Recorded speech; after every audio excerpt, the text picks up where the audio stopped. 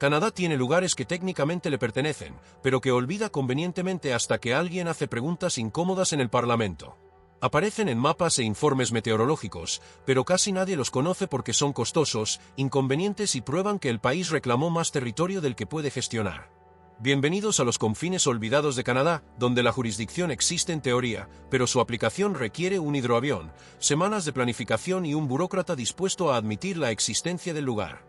Real, remoto y apenas administrado. ¿Listos? Suscríbete si quieres saber en qué lugares de Canadá todavía se puede construir sin pedir permiso a 17 departamentos gubernamentales diferentes. Número 10. Los territorios no organizados del norte de Ontario. Hay una gran parte del norte de Ontario donde no existe gobierno municipal, no porque se haya derrumbado, sino porque nunca se creó.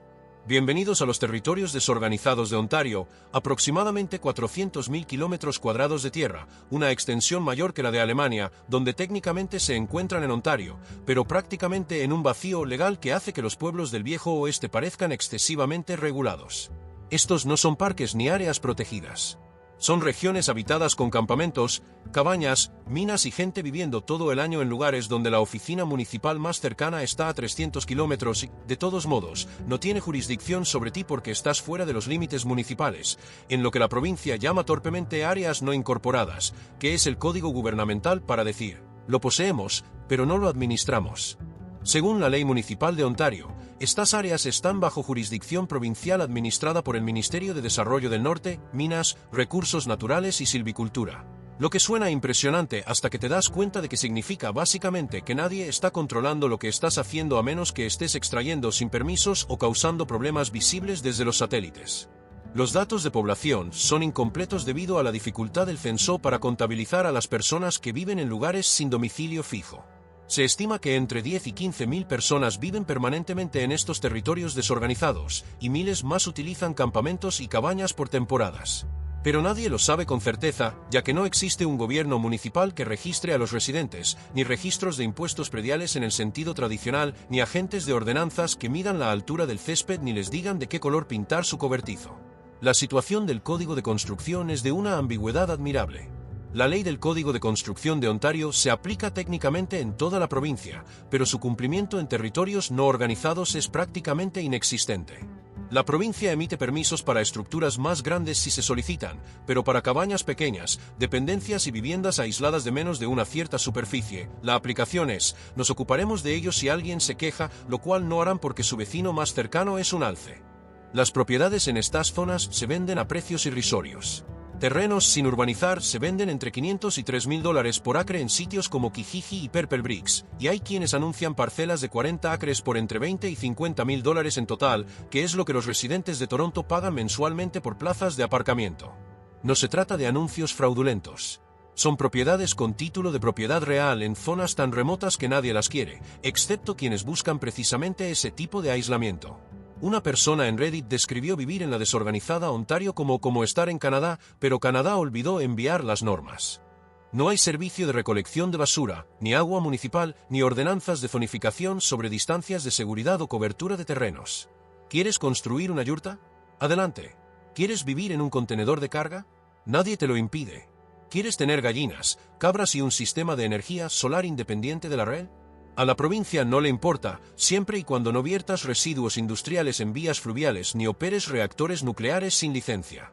La atención médica es un desafío, con puestos de enfermería en algunas zonas y hospitales a horas de distancia por caminos forestales. La educación implica educación en casa o largos desplazamientos a pueblos con escuelas.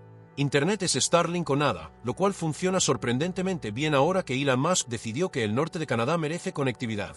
Los territorios no organizados no son para todos, pero representan algo poco común en el Canadá moderno, tierras donde se puede construir y vivir sin pedir permiso a 17 burócratas ni pagar miles de dólares en tarifas por el privilegio de existir en una propiedad que supuestamente te pertenece. Ahora bien, estoy seguro de que ni siquiera sabías que existía el siguiente. Número 9. Las islas remotas de la región de Qikiqtaaluk. Hay islas en Nunavut tan remotas que Canadá las reclama por motivos de soberanía, pero nunca las ha administrado de forma significativa, salvo enviando ocasionalmente patrullas militares para colocar banderas y tomar fotos que demuestran nuestra presencia. Estas islas, ubicadas en la región de Qikiqtaaluk, antigua región de Baffin, se encuentran en el Alto Ártico, donde las temperaturas hacen que el norte de Ontario parezca tropical y la temporada de crecimiento se mide en días, no en meses. Islas como Axel Berg, Ellev Ringnes y partes de la isla de Devon no tienen población permanente, pero técnicamente están bajo jurisdicción canadiense a través del gobierno territorial de Nunavut. Sin embargo, el gobierno de Nunavut, con sede en Iqaluit, no tiene forma práctica de administrar islas que se encuentran a 1000 kilómetros al norte y a las que solo se puede acceder en avión fletado o rompehielos durante la breve temporada de navegación de verano. Población: 0 permanentes, quizás de 5 a 10 investigadores durante las temporadas de campo de verano. Costo de vida: inconmensurable porque no hay economía, no hay tiendas, y los suministros cuestan lo que cuesta alquilar un Twin Otter para traerlos. Tasa de criminalidad: 0. A menos que se cuenten los osos polares que irrumpen en las estaciones de investigación, lo cual ocurre y técnicamente constituye daños materiales, pero buena suerte con la denuncia policial. Estas islas se encuentran en un limbo legal. Son territorio de Nunavut, lo que significa que, en teoría, sus leyes se aplican. Pero su cumplimiento requiere que alguien esté presente para hacerlas cumplir, y el gobierno territorial tiene preocupaciones más importantes, como mantener los servicios en comunidades donde la gente vive todo el año. ¿Podrías mudarte allí? Técnicamente, nada te detiene, salvo la logística, el dinero y la capacidad de supervivencia. Tendrías que comprar tierras a través del complejo sistema de propiedad de tierras de Nunavut, que incluye las reclamaciones de tierras de los Inuit. Siendo más realistas, simplemente aparecer y construir algo y esperar que nadie se dé cuenta, porque no lo harán. El gobierno territorial no vigila las islas remotas para detectar asentamientos no autorizados porque está ocupado intentando brindar atención médica y educación a comunidades donde la gente ha vivido durante miles de años. Los códigos de construcción existen en teoría gracias a la adopción del Código Nacional de Construcción por parte de Nunavut, pero su aplicación en islas remotas es teórica. Tendrías que sobrevivir sin servicios, cultivar o importar todos los alimentos, atender emergencias médicas tú mismo y mantener la salud mental durante meses de oscuridad en un aislamiento tan absoluto que hace que el aislamiento parezca social. Pero aquí está la cuestión: ¿serías realmente libre? Sin impuestos prediales porque no hay un gobierno municipal que los recaude. Sin ordenanzas porque no hay municipio. Sin vecinos quejándose de tus gallinas, tu autocaravana o tu cobertizo que no encaja con la estética del barrio. Solo tú, el Ártico y algún que otro oso polar que te recuerde que eres un invitado en su territorio. ¿Buscas un lugar mejor donde puedas ir y no congelarte? Número 8. La región de Interlake de Manitoba. Hay una región en Manitoba, entre el lago Winnipeg y el lago Manitoba, donde los límites municipales se vuelven peculiares, la aplicación de la ley se vuelve selectiva y la gente ha vivido como ha querido durante generaciones porque la presencia del gobierno es más teórica que real. El Interlake no es exactamente un lugar sin gobierno, pero se rige a esa peculiar forma rural de Manitoba, donde las reglas existen, pero su aplicación requiere que alguien se preocupe lo suficiente como para conducir horas por caminos de grava para advertirte que pares. Francamente, tienen mejores cosas que hacer. Esta región incluye municipios como Fisher, Braamdale y zonas alrededor del lago Manitoba, donde la densidad de población es tan baja que la aplicación de las ordenanzas municipales se limita a un solo agente a tiempo parcial que cubre cientos de kilómetros cuadrados. Según datos municipales de Manitoba, algunas de estas zonas tienen menos de 500 habitantes, distribuidos en territorios del tamaño de pequeños países europeos. Los habitantes de Interlake han construido cabañas, viven fuera de la red eléctrica y se han dedicado a sus propios asuntos desde antes de que Manitoba fuera una provincia. Existe una cultura de autosuficiencia anterior a los marcos regulatorios modernos, y el gobierno provincial ha aceptado en gran medida que intentar aplicar todos los códigos de construcción y regulaciones de zonificación en estas zonas requeriría recursos que no tienen y una voluntad política inexistente. El Código de Construcción se aplica técnicamente a través del Reglamento del Código de Construcción de Manitoba, pero a menudo no se requieren permisos para estructuras pequeñas, y su cumplimiento se basa en quejas. En otras palabras, si a tus vecinos no les importa, y no les importará porque hacen lo mismo, nadie verificará si tu cabaña cumple con los requisitos de retranqueo ni si cuenta con planos de ingeniería. Los precios de los terrenos son absurdamente bajos. Las propiedades con acceso al lago se venden por entre $20,000 y $60,000 por varias hectáreas. Los terrenos baldíos se venden por entre $2,000 y $5,000 por hectárea. Se puede comprar una parcela de 20 hectáreas con vista al mar, por lo que los residentes de Toronto pagan por un mes de alquiler de un apartamento de una habitación con vista a otro edificio. La economía se basa en la pesca, la agricultura y la gente que trabaja en Winnipeg, pero vive aquí por la asequibilidad y el espacio. El empleo local es limitado, pero Winnipeg está lo suficientemente cerca como para desplazarse si se puede conducir 1 o 2 horas a través de un paisaje que te hace comprender por qué a Manitoba se le llama el medio de la nada. Los servicios son básicos: supermercados en pueblos pequeños, puestos de enfermería para atención médica, escuelas que atienden zonas extensas. Para necesidades médicas graves, Winnipeg es el destino, aproximadamente 1 o 2 horas, dependiendo de dónde se encuentre y de la velocidad a la que conduzca por caminos de grava donde los alces son el principal peligro para el tráfico. El invierno es el típico invierno de las praderas de Manitoba, con un frío que te hace respetar a los pioneros que se asentaron aquí sin calefacción central. El verano trae mosquitos tan agresivos que deberían clasificarse como depredadores máximos. Pero también trae vida en el lago, pesca y atardeceres sobre el agua que te recuerdan por qué la gente aguanta los otros 10 meses. Antes de continuar con más territorios canadienses en los que los burócratas se olvidaron de aparecer, presione el botón de suscripción como si estuviera declarando su independencia de las regulaciones de la Asociación de Propietarios y deje un comentario sobre el lugar más remoto en el que haya estado en Canadá. Número 7. El interior de Labrador, la parte sobre la que Quebec aún discute. Existe una enorme zona de Labrador en una extraña situación jurisdiccional entre Terranova y Quebec, donde la frontera fue objeto de disputa durante décadas e incluso ahora, legalmente establecida, Quebec sigue publicando mapas que la muestran de forma diferente, ya que, al parecer, la cartografía pasivo-agresiva es una práctica común. Esta región interior de Labrador es tan remota, está tan escasamente poblada y es tan compleja administrativamente que vivir allí significa vivir en un espacio donde la presencia del gobierno se mide en visitas anuales, no en la vigilancia diaria. El interior del Labrador incluye áreas alrededor de Churchill Falls, la región del Alto Churchill y vastas extensiones de bosque boreal y roca donde la población se cuenta por decenas en miles de kilómetros cuadrados. Según las generosas estimaciones de Statistics Canada, algunas divisiones censales de la zona tienen densidades de población de 0,01 personas por kilómetro cuadrado, lo que es una forma elegante de decir que no hay habitantes allí. No se trata de terrenos de la corona que se puedan ocupar sin más, pero la propiedad privada es posible y sorprendentemente asequible. Las propiedades se anuncian en los sitios web inmobiliarios de Terranova y Labrador por $15,000 hasta $40,000 por parcelas de varios acres, porque nadie las quiere, excepto quienes buscan precisamente este tipo de aislamiento. La propiedad del terreno viene con un título de propiedad limpio, lo que significa que no se está invadiendo ni ocupando ilegalmente, sino que se posee legítimamente una propiedad en una provincia que, en gran medida, ha renunciado a regular lo que ocurre en zonas tan remotas. Técnicamente, los códigos de construcción existen a través de la Ley de Accesibilidad a la Construcción de Terranova y Labrador, pero su aplicación en el interior de Labrador es prácticamente inexistente. El gobierno provincial se centra en brindar servicios a las comunidades donde la gente se concentra. Si construye en su propio terreno a pocas horas de cualquier ciudad, las probabilidades de que aparezca un inspector son prácticamente nulas a menos que solicite permisos específicos, lo cual probablemente no ocurrirá. La pregunta siempre es, ¿podría sobrevivir allí? No es legal. Porque la legalidad es teórica cuando su aplicación requiere aviones fletados y una voluntad política inexistente para regular la cabaña aislada de alguien que no molesta a nadie. La atención médica implica puestos de enfermería en comunidades más grandes o viajar a Goose Bay o incluso a St. John's para casos de problemas médicos graves. La educación implica educar en casa o aceptar que los hijos tendrán que mudarse para la secundaria. Internet es por satélite o nada, aunque Starlink ha hecho que el remoto Labrador sea viable para los trabajadores digitales de maneras que no eran posibles hace 5 años. La fauna es intensa, osos negros, caribúes, lobos y una naturaleza que te recuerda constantemente que eres un huésped que puede irse, pero ellos viven aquí.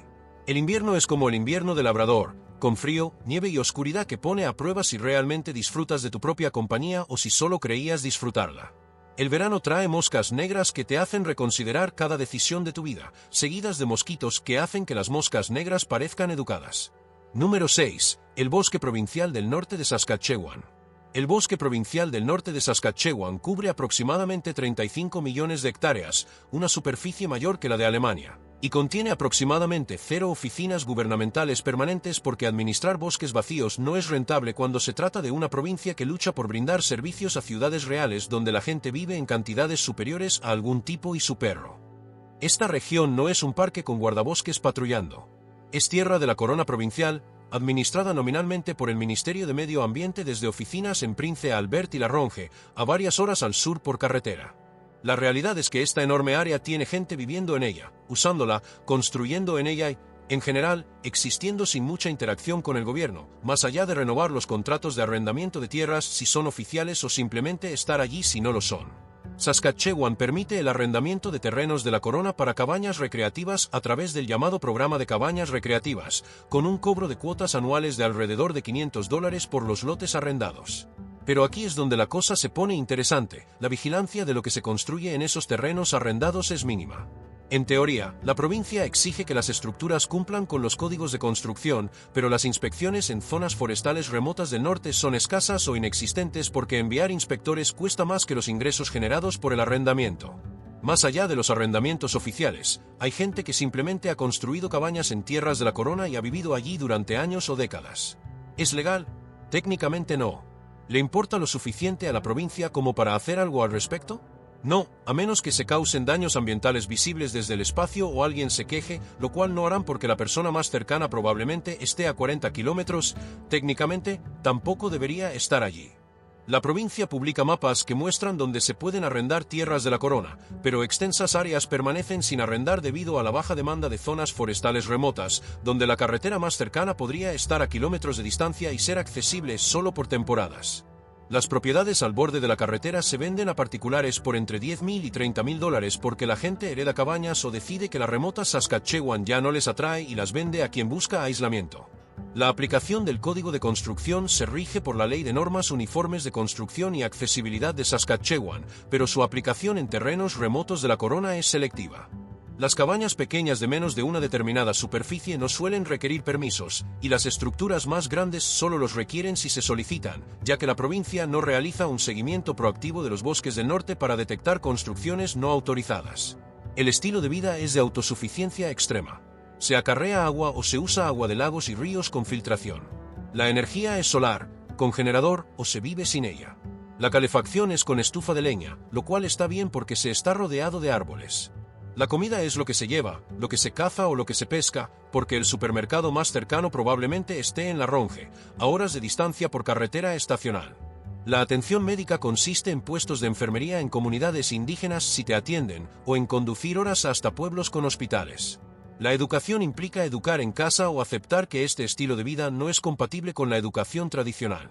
Internet es Starlink si puedes pagar el equipo y la cuota mensual, de lo contrario, estás completamente desconectado de la red, sin correos electrónicos, sin streaming, sin conexión constante a un mundo del que intentas escapar de todos modos. Una persona que vivía temporalmente en el bosque del norte de Saskatchewan lo describió como el último lugar de Canadá donde nadie te pregunta qué haces porque no hay nadie a quien preguntar. La libertad es absoluta. El aislamiento es igualmente absoluto. La compensación es simple. Obtienes espacio, silencio y autonomía a cambio de aceptar que la supervivencia es tu problema y que los servicios gubernamentales son conceptos teóricos que les suceden a otras personas en otros lugares. Número 5. Alerta, Nunavut, el lugar habitado permanentemente más septentrional, donde lo permanente es relativo. El ERT se encuentra en la isla de Ellesmere, a 82 grados de latitud norte, a unos 817 kilómetros del Polo Norte, y funciona como estación de las fuerzas canadienses y centro de monitoreo meteorológico. Permanente significa personal militar y científicos rotativos que permanecen 6 meses antes de ser evacuados a un lugar con luz solar y tranquilidad. La población fluctúa entre 50 y 70 personas según la temporada y las operaciones militares, lo que lo convierte en el lugar habitado permanentemente más septentrional de la Tierra, lo cual es impresionante hasta que uno se da cuenta de que permanente es un término muy controvertido. El ERT no es una ciudad ni un municipio. Es una instalación militar bajo el control de la Defensa Nacional, lo que significa que existe al margen de las estructuras normales de gobierno canadiense. No hay gobierno municipal, alcalde, impuestos sobre la propiedad ni población civil, salvo algún investigador ocasional que llega en avión militar porque no hay otra forma de llegar. ¿Podrías mudarte a El ERT? De ninguna manera por la vía legal, ya que es una base militar donde no se permite la entrada a civiles sin autorización de Defensa Nacional, la cual no concederán a menos que seas un científico con una investigación legítima que requiera la ubicación más septentrional de la Tierra o un contratista que trabaje en las instalaciones de la base. Pero la pregunta revela algo sobre el territorio canadiense. Hay lugares que definitivamente son Canadá, definitivamente habitados, pero definitivamente inaccesibles para los canadienses comunes, quienes técnicamente son sus dueños por su ciudadanía. La base existe para la soberanía ártica. Canadá mantiene su presencia en el Alto Ártico para respaldar sus reivindicaciones territoriales ante posibles desafíos de Rusia u otras naciones con intereses en el Ártico. Su mantenimiento cuesta millones al año, requiere vuelos de reabastecimiento constantes y su principal función es decir estamos aquí a cualquiera que cuestione la soberanía canadiense sobre el archipiélago ártico. La vida en el ERT se limita a los edificios de la base, conectados por sistemas de cuerdas, ya que la visibilidad puede ser nula con la nieve venteada, y ha habido muertes por exposición al frío al caminar entre estructuras a 50 metros de distancia. La temperatura media anual es de menos 32 grados, con una oscuridad invernal que dura meses y un sol estival que crea una luz diurna interminable que altera los horarios de sueño y la salud mental de una forma que la oscuridad jamás podría. Número 4. La disputada Isla Hans, donde Canadá y Dinamarca tuvieron una guerra relacionada con el whisky. La isla Hans se encuentra entre la isla Ellesmere y Groenlandia, en el estrecho de Nares. Con 1,3 kilómetros cuadrados de roca estéril, se convirtió en objeto de la disputa territorial más cortés del mundo cuando Canadá y Dinamarca no se pusieron de acuerdo sobre a qué territorio ártico pertenecía. Durante décadas, ambos países visitaron la isla periódicamente, plantaron banderas, dejaron botellas de whisky o aguardiente para el ejército del otro país, y básicamente, mantuvieron sus relaciones internacionales mediante el intercambio de regalos pasivo-agresivos y el cambio de banderas. La disputa se resolvió en 2022 con un acuerdo que dividió la isla entre Canadá y Dinamarca, creando una frontera terrestre real entre ambos países y poniendo fin al conflicto territorial más amistoso de la historia. Sin embargo, durante años antes de eso, la isla Hans permaneció en el limbo, donde ambos países la reclamaban y ninguno hacía cumplir ninguna norma, debido a que es una roca congelada sin recursos, sin población y sin valor estratégico más allá del orgullo y los precedentes legales. Durante los años de la disputa, la isla Hans era técnicamente canadiense según Canadá y danesa según Dinamarca, lo que significaba que existía en superposición como el territorio de Schrödinger, simultáneamente hasta que alguien la midió con GPS y documentación legal. La gente bromeaba con mudarse allí para escapar del gobierno de ambos países, viviendo en el único lugar donde se podría argumentar que se estaba simultáneamente en dos países y ninguno podía probar lo contrario. La población siempre fue nula y permanente, con visitas ocasionales de militares de Canadá o Dinamarca para celebrar rituales de soberanía con banderas y alcohol. Nadie podía vivir allí legalmente porque ambos países lo prohibían, pero la aplicación de la ley era teórica porque no se necesitaban rompehielos ni aviones y ninguno de los dos países estaba desperdiciando recursos en monitorear una roca deshabitada en busca de ocupantes ilegales que de todos modos morirían de exposición. Ahora que está oficialmente dividida, la isla Hans representa algo único, la única frontera terrestre de Canadá, además de Estados Unidos. La mitad oriental es Groenlandia/Dinamarca, la occidental es Nunavut/Canadá, con una frontera que atraviesa el centro de una isla tan pequeña e inútil que el acuerdo tardó décadas porque a ninguno de los dos países le importó lo suficiente como para priorizarlo. Número 3. Las aguas árticas del Paso del Noroeste, donde Canadá dice que son aguas interiores y todos los demás se ríen. El Paso del Noroeste no es técnicamente tierra, pero es territorio canadiense según Canadá y aguas internacionales según prácticamente todos los demás países con barcos y opiniones sobre derecho marítimo. Esto crea una situación singular. Canadá reclama la soberanía sobre las aguas árticas que otras naciones navegan habitualmente, mientras discrepan cortésmente sobre el permiso que necesitan, es decir, el de nadie, según ellos. La postura de Canadá es que las aguas del archipiélago ártico constituyen aguas interiores canadienses, lo que convierte el Paso del Noroeste en territorio canadiense para transitar por él. La postura de Estados Unidos y la Unión Europea es que estos estrechos internacionales están sujetos a la libertad de navegación, lo que los convierte en aguas internacionales donde la autorización de Canadá es conveniente, pero innecesaria. Esta disputa es importante para vivir en libertad porque revela cómo funcionan las reivindicaciones territoriales en la práctica. Canadá dice esto es nuestro, mantiene una presencia nominal mediante patrullas de la Guardia Costera y ejercicios militares ocasionales, y espera que todos estén de acuerdo mediante una aceptación pasiva.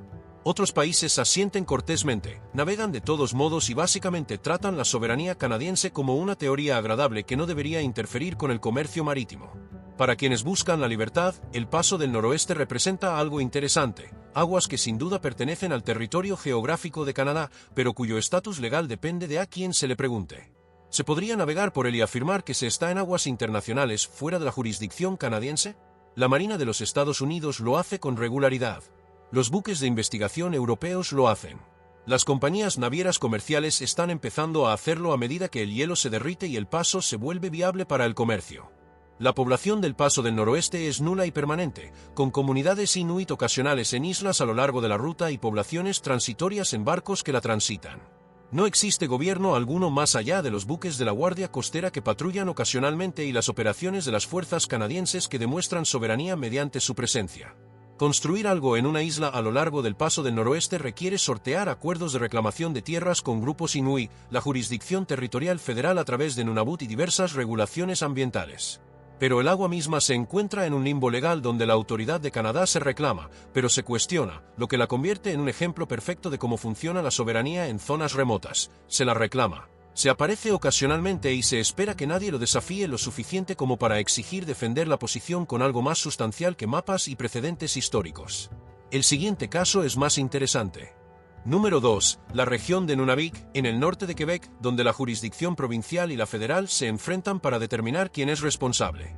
Nunavik abarca aproximadamente 500.000 kilómetros cuadrados del norte de Quebec, aproximadamente un tercio de la superficie total de la provincia, con una población de unas 13.000 personas distribuidas en 14 comunidades.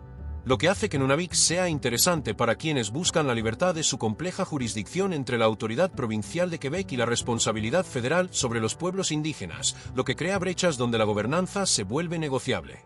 En virtud del Acuerdo de la Bahía de James y el norte de Quebec, firmado en 1975, Nunavik goza de un estatus administrativo especial, donde el gobierno local opera a través del gobierno regional de Kativik, que ejerce competencias que normalmente corresponden a los municipios, pero opera bajo la legislación provincial y cuenta con financiación federal para los servicios indígenas. El resultado es una gobernanza fragmentada entre las autoridades provinciales, federales y regionales, que a veces discrepan sobre la responsabilidad de cada una.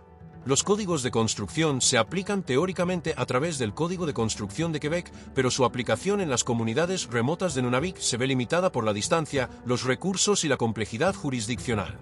El gobierno regional de Kativik tiene autoridad sobre algunos aspectos de la construcción y el uso del suelo, mientras que el gobierno provincial mantiene la jurisdicción máxima, que rara vez ejerce en zonas tan remotas que el envío de inspectores cuesta más que los honorarios que genera el cumplimiento normativo.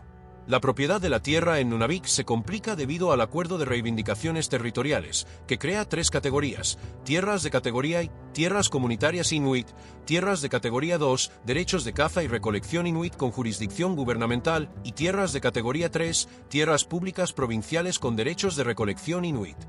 Las personas no inuit que se mudan a Nunavik deben abordar estas categorías, lo que generalmente significa que no pueden comprar tierras directamente, pero sí pueden negociar arrendamientos o derechos a través de las autoridades regionales si aportan valor a las comunidades mediante empleo o servicios. El coste de la vida en Nunavik es extremo porque todo se transporta por avión o barco durante el breve transporte marítimo de verano. La leche cuesta $12, el pan $8 y las verduras frescas cuestan lo que el mercado permita, que es mucho. Pero no hay impuesto predial en el sentido tradicional, ni tasas municipales, y si uno se provee de vivienda y alimentos mediante actividades de subsistencia, la economía monetaria se vuelve opcional. El empleo se limita a los servicios gubernamentales, la minería cuando las operaciones están activas y las actividades de subsistencia. Muchos residentes combinan el trabajo asalariado con la caza y la pesca tradicionales, creando economías híbridas donde los ingresos en efectivo complementan la adquisición de alimentos en tierra. Para quienes viven fuera, las oportunidades se concentran principalmente en la atención médica, la educación o los oficios especializados, y la vivienda forma parte del empleo, ya que no existe vivienda de mercado. Una persona que trabajó en Nunavik lo describió como vivir en Canadá, pero en una versión de Canadá que se rige por normas diferentes, porque las normas del sur no tienen sentido aquí y todo el mundo lo sabe, incluido el gobierno. Las comunidades son muy unidas. El paisaje es impresionante y agreste, y la libertad surge de la necesidad. No se puede regular a la gente de la misma manera cuando la oficina gubernamental más cercana está a un viaje en avión y podría tardar meses en llegar. Número 1. Todo el territorio de Nunavut, donde se aplica la ley federal, pero no la presencia federal. Nunavut es el territorio más extenso de Canadá, con una superficie de 2,1 millones de kilómetros cuadrados, aproximadamente el 20% de la superficie total del país, y una población de aproximadamente 40.000 personas. Esto representa una densidad de población de 0,02 personas por kilómetro cuadrado, lo que estadísticamente significa que no hay habitantes allí, a pesar de las enormes distancias que hacen que la aplicación de las regulaciones federales sea prácticamente imposible. Creado en 1999 mediante el Acuerdo de Reclamaciones de Tierras de Nunavut, el territorio se encuentra en un espacio constitucional único donde se aplica la ley federal, pero la capacidad federal para administrarla se ve limitada por la geografía, el clima y la simple realidad de que no se puede regular lo que no se puede alcanzar. El gobierno territorial tiene su sede en Iqaluit, pero 25 comunidades repartidas en un área del tamaño de Europa Occidental implican que la gobernanza es más teórica que real en regiones remotas.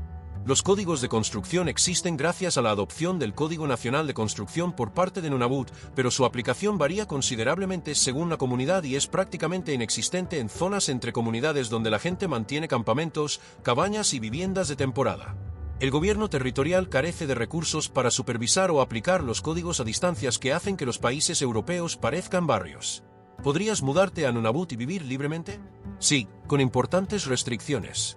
Necesitarías gestionar la propiedad de la tierra a través del Acuerdo de Reclamaciones de Tierras de Nunavut, que divide la tierra entre parcelas propiedad de los Inuit y tierras de la corona. Necesitarías ingresos porque, si bien el costo de la vida se puede minimizar mediante la subsistencia, aún necesitas combustible, equipo y fondos de emergencia para situaciones donde el dinero es la única solución. Las comunidades varían desde Iqaluit, con 8.500 personas e infraestructura, hasta lugares como Grise Fjord, con 130 habitantes, donde el gobierno existe como una pequeña oficina, una escuela y una esperanza. Entre las comunidades existe un vasto vacío donde la gente mantiene campamentos, caza, pesca y vive de maneras anteriores a la Confederación Canadiense y que continúan a pesar de ella. El costo de vida es catastrófico para los bienes importados, $15 por jugo de naranja, $30 por pollo, $8 por leche, pero se puede minimizar mediante la caza, la pesca y aceptando que su dieta reflejará lo que está disponible en lugar de lo que desea. Vivienda en. La vivienda en comunidades es cara y escasa, con listas de espera y precios que rivalizan con los de las ciudades del sur a pesar de estar en lugares donde la mayoría de los edificios son estructuras prefabricadas diseñadas para el frío extremo. Pero fuera de las comunidades, en la tierra, la libertad existe de maneras que el sur de Canadá olvidó.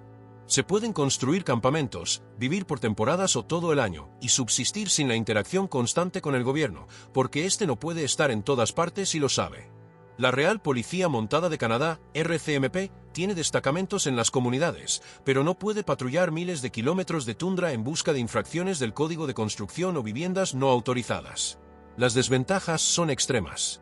El invierno consiste en 4 a 6 meses de oscuridad con temperaturas que alcanzan los -50 grados. El verano trae luz natural durante las 24 horas del día, mosquitos que justifican la guerra química y breves periodos de reabastecimiento antes de que regrese el invierno. La atención médica implica puestos de enfermería en las comunidades y vuelos de evacuación médica a hospitales del sur para casos graves, lo que cuesta decenas de miles de dólares si no se es residente con cobertura médica. Pero Nunavut representa la última frontera de la libertad canadiense, un vasto territorio donde la ley federal se aplica en teoría, pero su cumplimiento requiere presencia, y la presencia en 2,1 millones de kilómetros cuadrados de paisaje ártico es imposible. Se puede vivir en la tierra, construir lo que se necesite y existir en espacios donde no se requiere pedir permiso porque no hay nadie a quien preguntar ni que verifique si se ha pedido. Un residente de Nunavut de larga data lo describió como el único lugar en Canadá donde todavía se puede vivir como los canadienses solían hacerlo antes de que el gobierno decidiera regularlo todo. No porque las leyes no existan, sino porque el territorio es más grande que la capacidad del gobierno para hacerlas cumplir. Así que ahí lo tienen.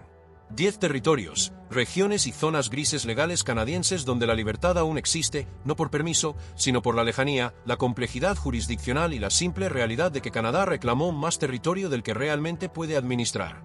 No son lugares fáciles. No son cómodas. Requieren habilidades que la mayoría de los canadienses no tienen y una tolerancia al aislamiento que la mayoría de los humanos no pueden soportar. Pero son reales. Son canadienses. Y demuestran que incluso en 2025, con satélites, vigilancia y gobiernos que lo rastrean todo, aún hay rincones de este país donde se puede existir fuera del sistema, no infringiendo las leyes, sino estando en un lugar donde las leyes prácticamente no pueden llegar. Tu país, tu elección, tu libertad. Estos lugares te esperan si eres lo suficientemente valiente, hábil o desesperado como para usarlos. Pulsa el botón de suscripción si aprendiste algo que te haga cuestionar lo que creías saber sobre Canadá y deja un comentario sobre cuál de estos territorios te suena menos terrible, porque quiero saber si alguien está realmente lo suficientemente loco como para intentar esto o si todos estamos viviendo indirectamente a través de la idea de escapar.